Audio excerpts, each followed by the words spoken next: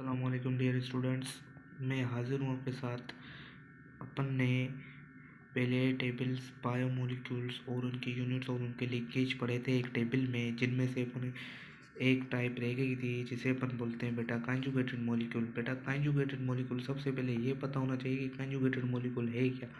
Conjugated molecule एक ऐसा molecule है जिसमें दो डिफरेंट कंपाउंड या मॉलिक्यूल्स मिलकर एक नया कंपाउंड बनाए। This is called the conjugated molecules.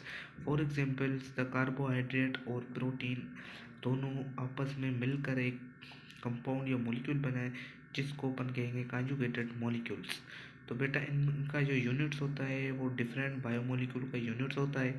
For example जैसे कार्बोहाइड्रेट और प्रोटीन आपस में मिलेंगे तो जाहिर बात है एक दूसरा नया ही यूनिट्स बनेगा। अगर यूनिट्स दूसरा नया बनेगा तो उसमें लिंकेज भी बेटा जो होगा वो दूसरा डिफरेंट लिंकेज बनेगा। तो बेटा ये अपनी टाइप थी कॉन्जुगेटेड मॉलिक्यूल, और ये टेबल था बायोमोलिक्यूल यूनिट और उनके लिंकेज का, जो अपन ने बकाया जात पढ़ लिया था सुबह।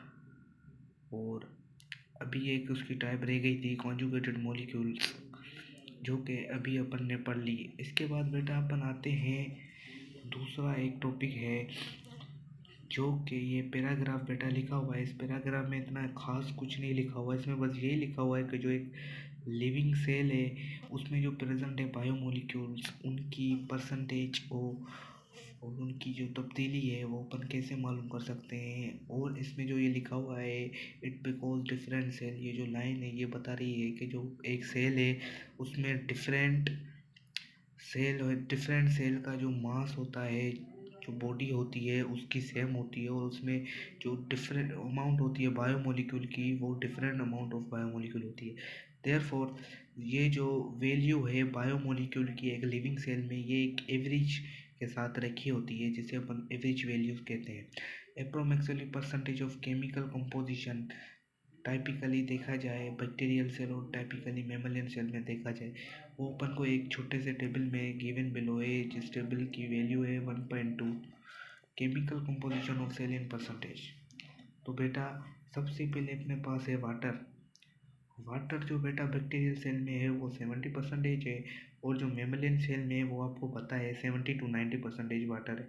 उसके बाद बेटा आ जाते हैं प्रोटीन।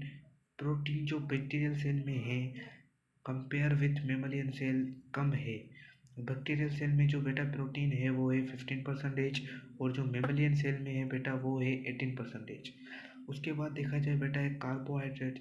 जो कार्बोहाइड्रेट है वो एक बायोमोलिक्यूल है, जिसकी परसेंटेज जो बैक्टीरियल सेल में है वो है 3%।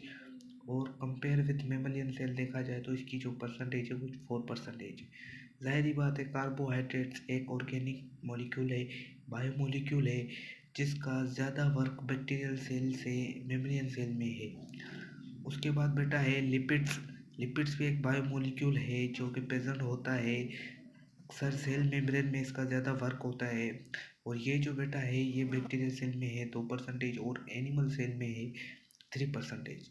उसके बाद बेटा देखा जाए ये दोनों टाइप है डीएनए और आरएनए, जिसकी फुल फॉर्म है डीऑक्सीराइबोन्यूक्लिक एसिड, और आरएनए की फुल फॉर्म है राइबोन्यूक्लिक एसिड।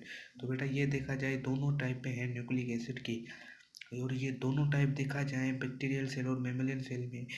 बैक्टीरियल सेल में एज़ कम्पेयर टू मेमलियन सेल में कम है, क्योंकि बेटा इसका जो मुझे रीज़न पता है वो यही रीज़न है कि बेटा जो न्यूक्लियस है वो एब्सेंट होता है बैक्टीरियल सेल में, और दूसरा यही रीज़न है कि जो बैक्टीरियल सेल में डीएनए और आरएनए होता है वो बेटा सर्कुलर फॉर्म में होता है, जबकि मेमलियन सेल में देखा जाए तो डीएनए और आरएनए एक न्यूक्लियस में अंदर होते हैं, एक तरतीब से होते हैं। और जो बैक्टीरियल सेल में है तरतीब तो होती है, सर्कुलर होती है, लेकिन साइटोप्लाज्म में डिस्पर्स होते हैं।